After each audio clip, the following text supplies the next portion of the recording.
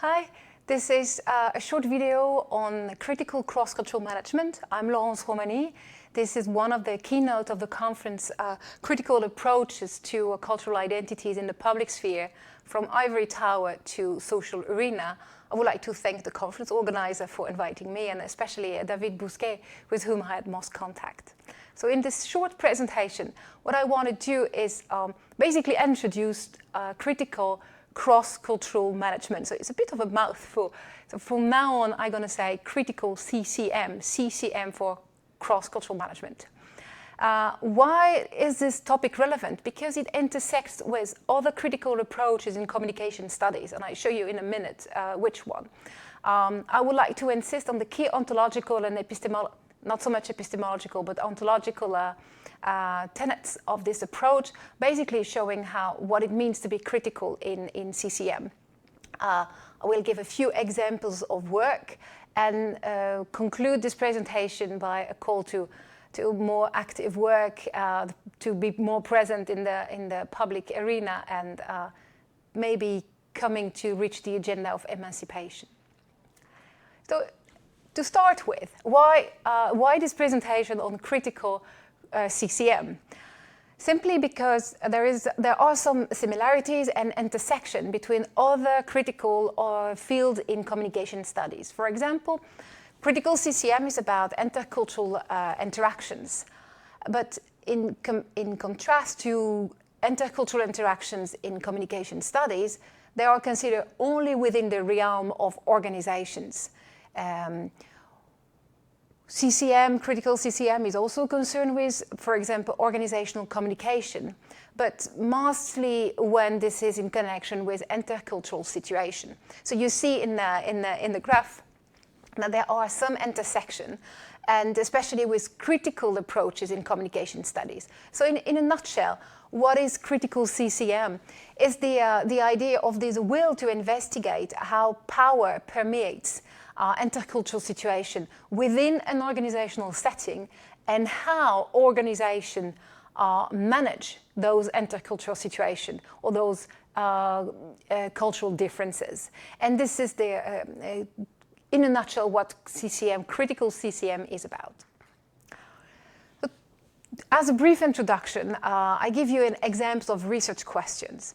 So unlike a positivist or functionalist approach to culture, posing that there are values that you can identify, and unlike some of the interpretive studies in cross-cultural management, saying that culture can be studied by looking at shared meanings, the critical perspective are a bit more skeptical to these forms of regularities, and will instead look at how, for example, culture is a narrative construction.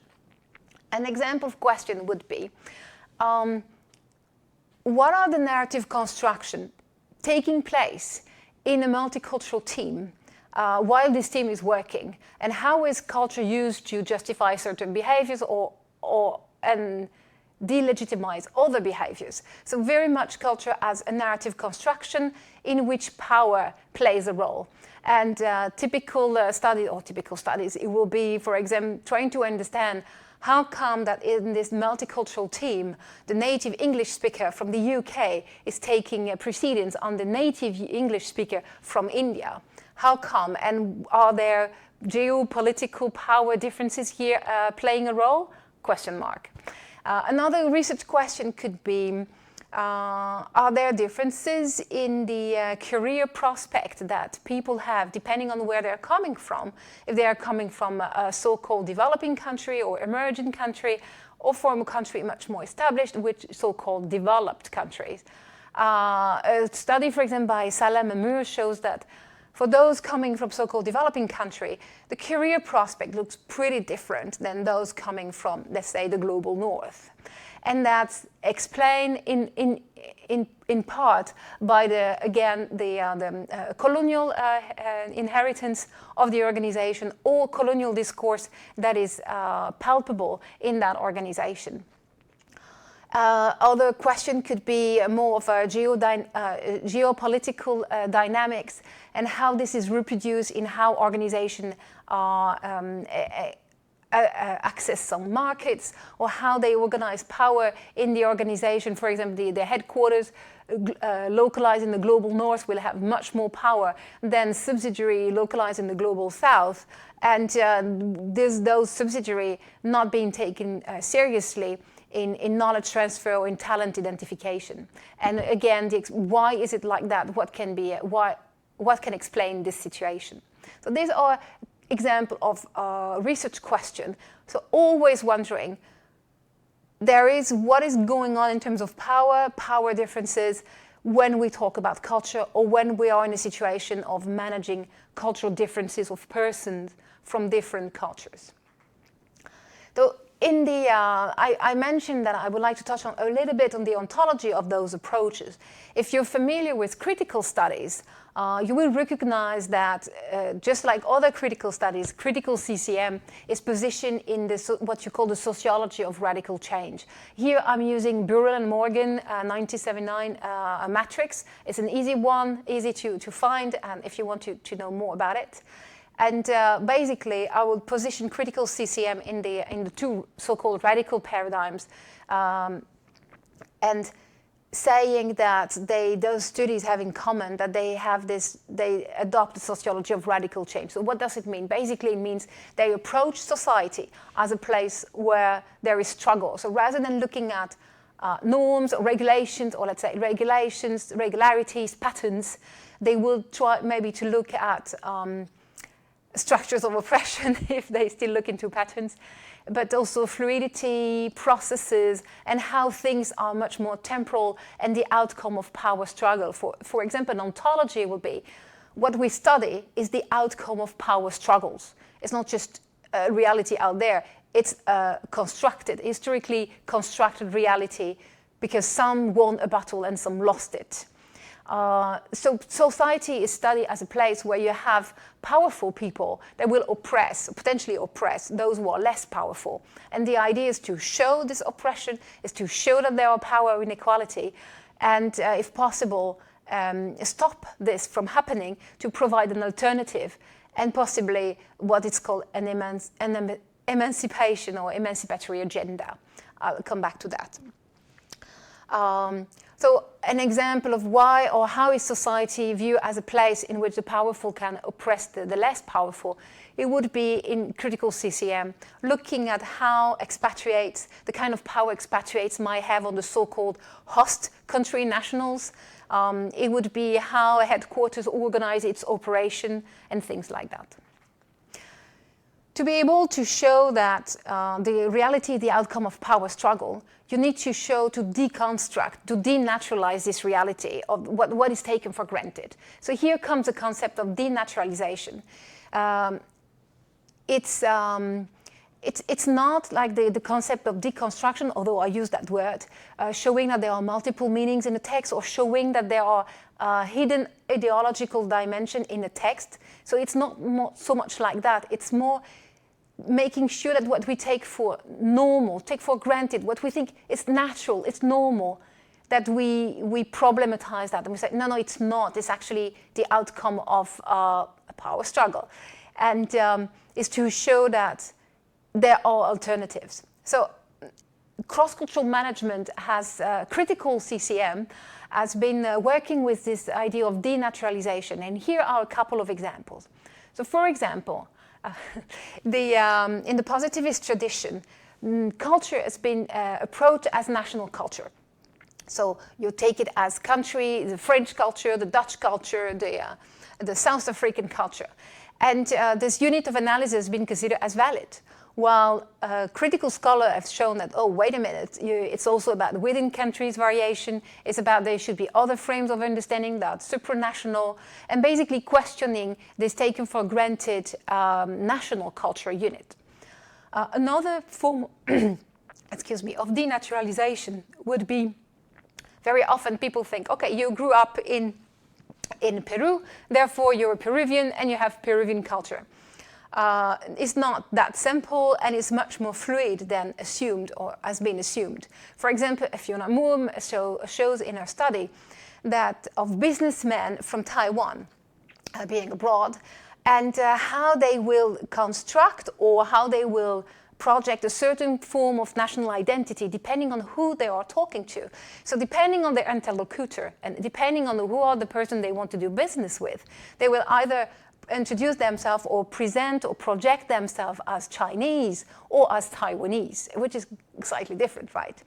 And then another form of denaturalization would be to believe that national culture is something, gender is something else, and then gender studies and national culture studies have nothing to do with each other, or ethnic studies or diversity and so on and so forth. Although this is losing ground in mainstream cross-cultural management, critical CCM is very much working as culture being at the end, not only at the intersection of several of these dimensions, of this aspect, but also depending on your ethnic background, the kind of culture you may claim or that will be projected on you will vary. So for example, a study by Holgersson and colleagues have shown that when persons with a migration background apply or were considered as candidate for executive position, they will be discarded because they don't really fit the idea of being typical German or typical Austrian, and people see them as, no, they are migrants. So rather than seeing them as people with an international background, like other might be seen from Europe, they are seen as migrants. So because of their ethnicity, they are denied a certain form of national culture. For example, if they grew up in Germany, they are denied kind of the German culture. And they are seen as being migrants rather than German or German with international experience. And finally, another form of denaturalization that has been done in critical CCM is on its knowledge itself, so the knowledge of CCM itself. So we all know that they are, or we'll all know, we know maybe the cultural dimension, the cultural dimension like individualism, collectivism, mastery, assertiveness.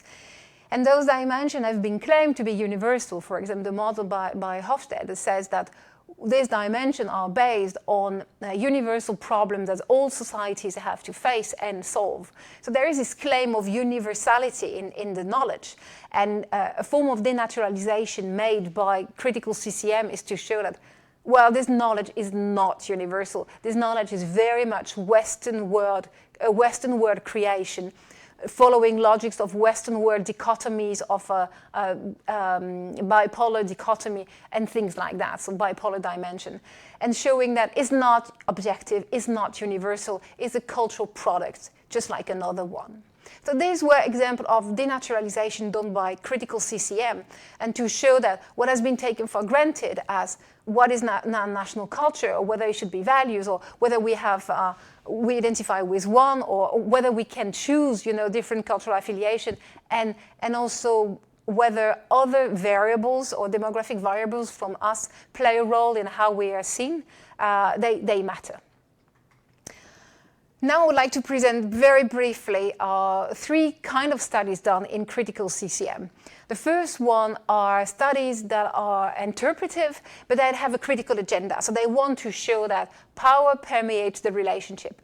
The second kind of study are much more neo-Marxist inspired, and the third one will be inspired by post-coloniality.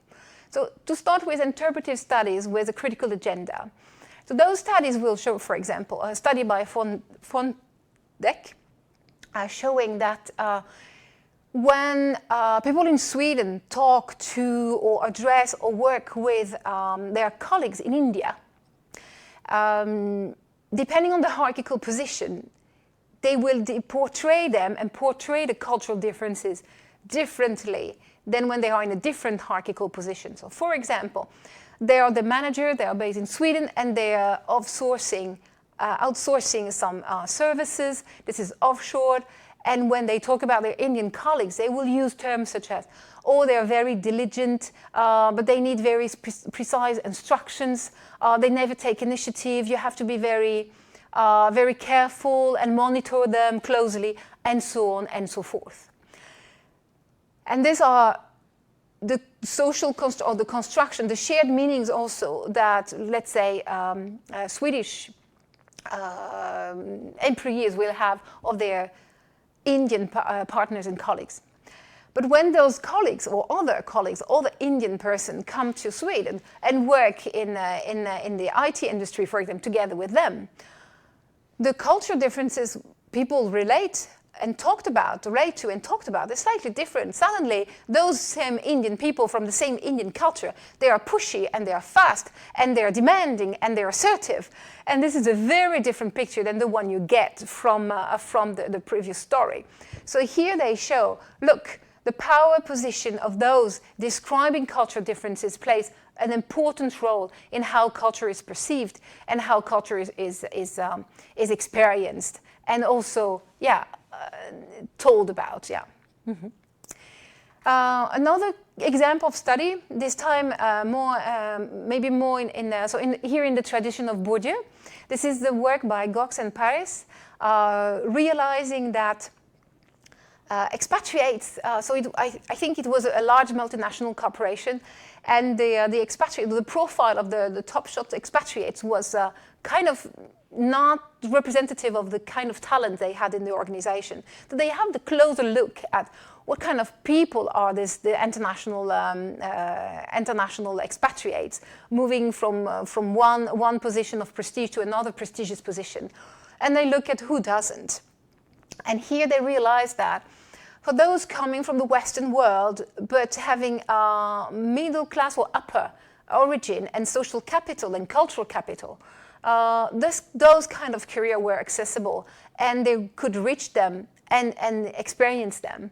However, when you were from more modest background, just middle class, and when you were from non-Western countries, your cultural and social capital was not recognized, was not valued in this international field as much as another capital.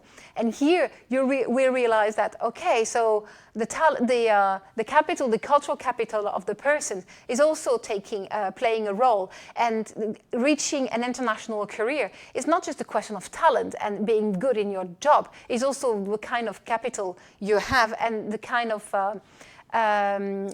background or even habitus you have with you. Finally, the largest range of studies in critical CCM have been those inspired by post-colonial works, especially the work of Said, Baba, Spivak. And many studies have shown how the othering is being done in work relation, in client-vendor relations, and how this clearly impose a difference of power in the relationship. The othering often is done regarding the global north in opposition to the global south. A lot of studies show how some managerial discourse and even corporate communication echoes colonial discourse from 19th century in their logic, in their way of thinking, in their way of reproducing or talking about the other. There are also studies showing how the knowledge transfer and the kind of knowledge that is transferred is being used, is being acquired, how mimicry is taking place. And other study will show how a third culture kind of emerged, for example, with hybridity, and how this is taking place.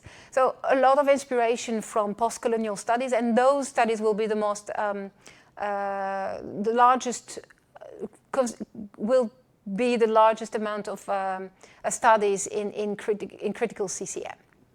All right, so here you have an idea of what critical CCM is, the ontology, how they approach reality, the kind of research question there are, and the and critical studies with an interpretivist ontology, or more post-colonial approach, or more realist ontology.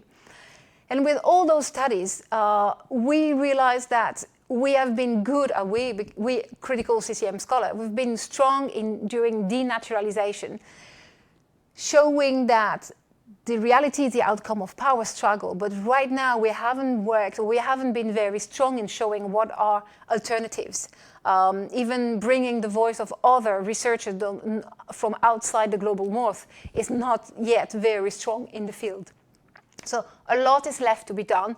The emancipatory agenda is not reached yet, and this is something to work with. And this is in connection with this conference. So the call for the tools we have with critical CCM and critical intercultural communication studies as well.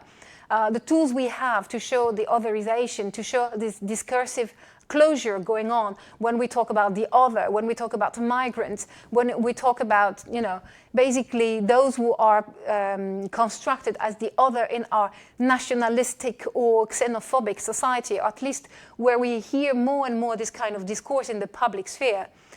We have the tools to say stop, or to show that this is what's going on. We have discursive closure going on. We have otherization going on. And we need to say that, and we need to help in the debate to unlock this kind of closure, and which serve the benefit of people who do not necessarily aim for a sustainable society. So I'm preaching to the choir here, knowing that this conference is about going from the ivory tower to the social sphere and arena. But we have this academic knowledge, and I try to be more present in the public sphere, and I invite everybody to be as well. And the content of this presentation is actually available in the form of an article, and this is an article, so all the studies I've mentioned, for example, there you can find the references in this article, and this is an article in French to be published in the journal Communication et Organisation. This is a special issue, guest edited by Alex Frabe and Mélodine Sommier. The special issue is called Tension interculturelle en organisation, and the paper has a title Le management interculturel critique. Thank you very much.